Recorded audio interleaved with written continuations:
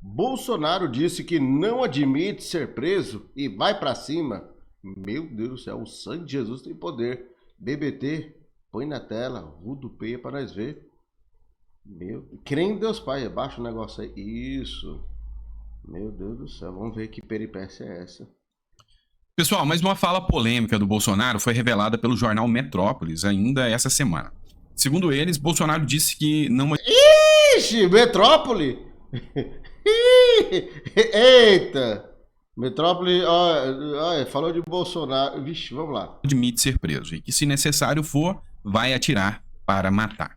Dá uma olhada aqui, o Luiz Bassi fez a publicação mencionando a matéria do Metrópolis. Eu não vou colocar a matéria do Metrópolis porque é um pouco extensa. O Luiz Bassi deu uma resumida aqui para vocês.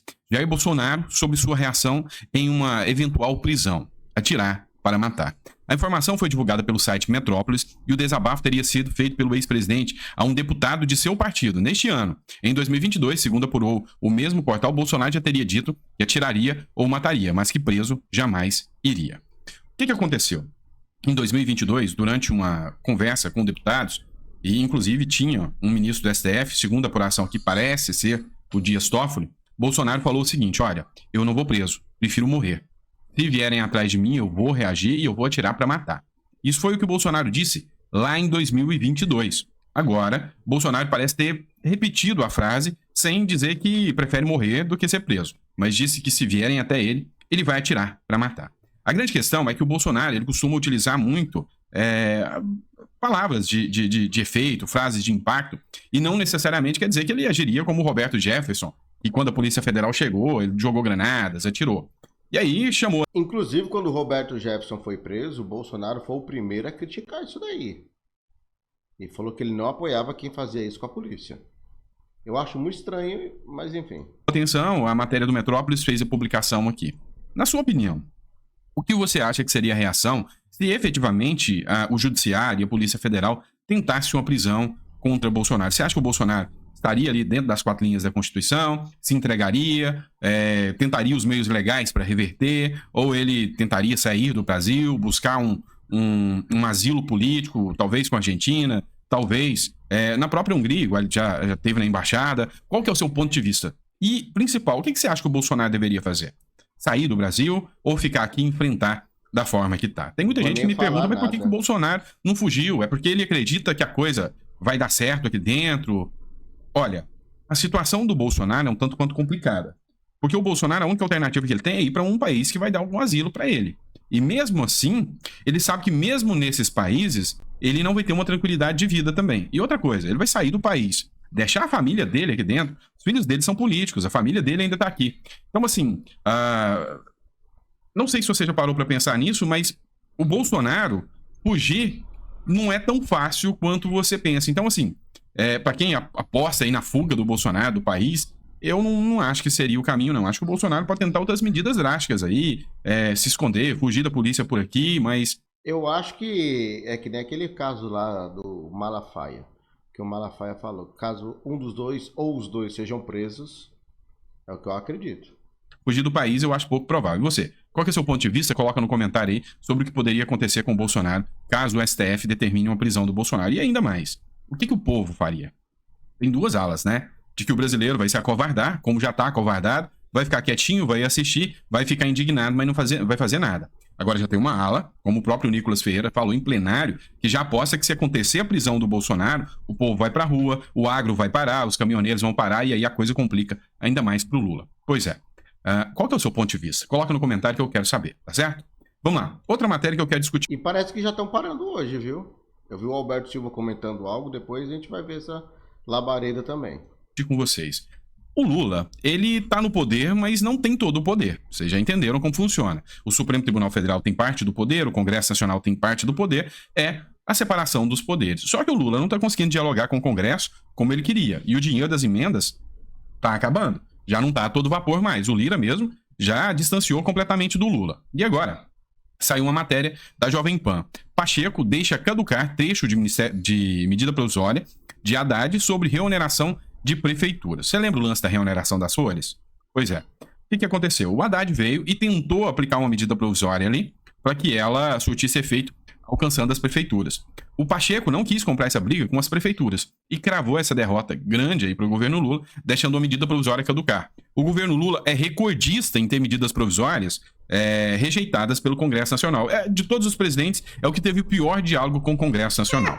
O presidente do Senado, Rodrigo Pacheco, tomou uma decisão importante nesta segunda-feira, em relação a uma medida provisória do ministro da Fazenda, Fernando Haddad. O senador decidiu deixar caducar o trecho da medida provisória que previa a reoneração da folha de pagamento em prefeituras, prorrogando a vigência da mesma em 60 dias. Porém, determinando a derrubada da parte que tratava sobre as gestões municipais. A medida, que entraria em vigor nesta segunda-feira, aumentando a alíquota para os municípios de 8% para 20%, não será mais aplicada devido à decisão de Pacheco. Em nota, o presidente do Senado afirmou que a discussão sobre a desoneração da folha de pagamento e seu eventual novo modelo deve ser tratada integralmente por projeto de lei, não por medida provisória. Ele criticou a atuação do governo, ressaltando que o Congresso já havia decidido pela desoneração dos municípios com até 156.200 habitantes. No entanto, o político mineiro mostrou-se aberto a uma discussão rápida sobre o assunto. Ou seja, mostra que aqui o diálogo do Lula com o Congresso não está dos melhores, até mesmo o Pacheco, que se tornou um grande aliado do governo Lula, é um aliado do governo Lula, não tem esse poder aí mais de estar sempre colocando em pauta as questões que o Lula pede. Vamos lá. Outra matéria que eu quero trazer para vocês. Lira encaminha disputa do PSOL Lira encaminha deputada do PSOL ao Conselho de Ética. O presidente da Câmara dos Deputados, Arthur Lira, enviou uma representação de autoria do Partido Liberal ao Conselho de Ética contra a deputada Peraí. Como assim? Que milagre é esse? Federal Fernanda Melchiona, que é do PSOL. Ela é acusada de quebra de decoro parlamentar por chamar a família Bolsonaro de familícia e os filhos do ex-presidente Bolsonaro de bandidos. Vamos lá. Vamos entender um pouquinho aqui. Os filhos do presidente Bolsonaro, um é deputado federal, o outro é senador da República. E a deputada aqui chamou a família toda de milícia e chamou os filhos do Bolsonaro de bandidos, sendo que nunca houve qualquer condenação criminal, mostrando isso aqui em relação a ambos. Nicolas Ferreira chamou o Lula de ladrão. E aí o Ministério Público, depois da Polícia Federal pedir indiciamento, vai abrir um processo, já encaminhou a denúncia ao Supremo Tribunal Federal por condenação ao Nicolas Ferreira de ter chamado Lula de ladrão. Pois é, será que vai ser tomada as mesmas medidas? Ela está no Conselho de Ética, vocês sabem como os deputados se protegem, como eles se guardam ali dentro, e é difícil você ver um deputado ser cassado no Conselho de Ética, seja pelo que for, né? E até agora parece que está havendo um conflito aí entre o STF e o Congresso sobre o caso do Chiquinho Brazão. Os deputados não ficaram satisfeitos, não agradaram, não gostaram com a situação do Chiquinho Brazão aí ter sido preso pelo Supremo Tribunal Federal. Com Daniel Silveira foi diferente, mas com Chiquinho Brazão, os deputados querem segurar o negócio, para você ver o quanto eles se protegem quando são gente do esquema, né? Então é complicado, é bem complicado mesmo, porque o STF, ele tomou medidas contra alguns deputados, digamos assim, da ala da direita, e o Congresso parece não se preocupar com isso, mas quando alcança gente da antiga, gente que tem tentáculos aí dentro do centrão, dentro da esquerda, dentro até da própria direita também, que teve alinhamento aí o negócio já é mais diferente. Esse é do sistema, e quando é do sistema, aí o jogo é mais difícil um pouquinho, tá? Vamos lá, outra matéria que eu quero tratar com vocês, Gazeta do Povo. 11 pastores são condenados na Nicarágua em decisão proferida a portas fechadas. Lá você ser cristão na Nicarágua é crime. Lembrando que o ditador da Nicarágua, Daniel Ortega, é muito, muito amigo do Lula, é conhecido como um irmão pelo próprio Lula, como palavras que o próprio Lula já disse. O Poder Judiciário da Nicarágua condenou 11 pastores ligados ao Ministério Mountain Gateway, sediado nos Estados Unidos, sobre acusação de lavagem de dinheiro. Os líderes ministeriais que estavam presos há mais de 2 meses e proibidos de ter contato com os advogados ou familiares receberam penas de prisão, que variam entre 12 e 15 anos. Contatos com os advogados? E como que eles vão se defender? Além de mais de 80 milhões de dólares em multas por pessoa. A Nicarágua vive sob o regime ditatorial de Daniel Ortega. Durante o julgamento, inclusive, o governo não conseguiu apresentar qualquer prova da ilicitude ou da origem dos alegados fundos ilegais que foram lavados. Apesar disso, a decisão foi proferida por portas fechadas no Complexo Judicial Central de Manágua, onde o julgamento foi realizado.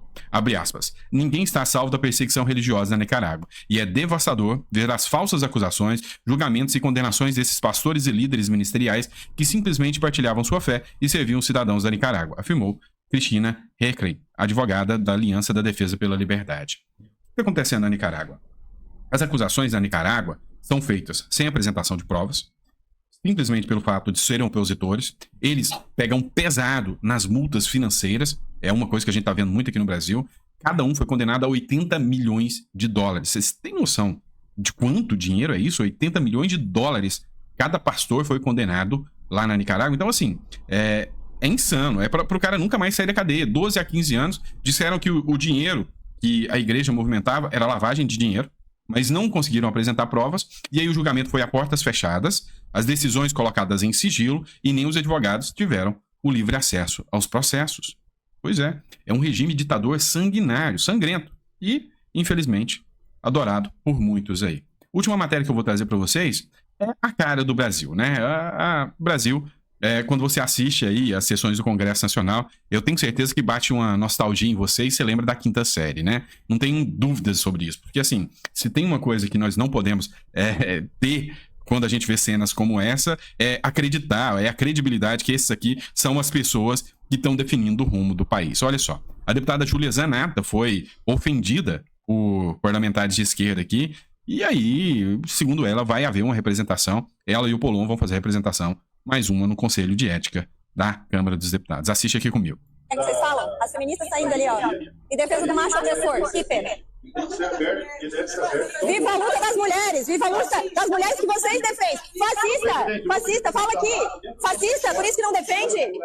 Chama aqui. Dentro do Conselho de Ética, essas senhoras estão xingando a minha colega fascista. E me foi censurada a palavra, Eita. Até Pois é, pessoal, vocês viram aqui que qual é o nível da situação e do jogo aqui político que acontece ali dentro, né?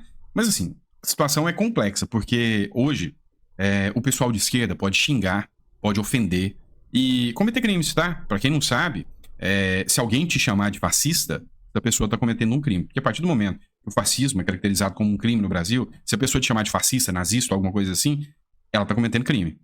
Por outro lado, se você chamar essa pessoa de comunista, não é crime, porque o comunismo não é crime aqui no Brasil. Então, sempre que alguém, e é o modus operandi deles, né, vier te chamando de fascista ou alguma coisa no sentido, saiba que essa pessoa está cometendo um crime. E aí, com certeza, Polon, que é um grande advogado, vai fazer a denúncia ali no Conselho de Ética, mas a gente sabe que no resultado final acaba em nada, né? Eles podem falar à vontade, tá certo? Como sempre, né? Pra eles nunca dá nada. Agora, acha feio aí, deixa eu ficar quieto para não falar besteira e não receber mais uma vez a visita da Polícia Federal aqui em casa. Eu vou deixar no comentário fixado os links dos grupos do WhatsApp e Telegram para você não perder nenhuma notificação do que eu posto aqui e nos demais canais. Um forte abraço do Baixinho. Até mais. Fui!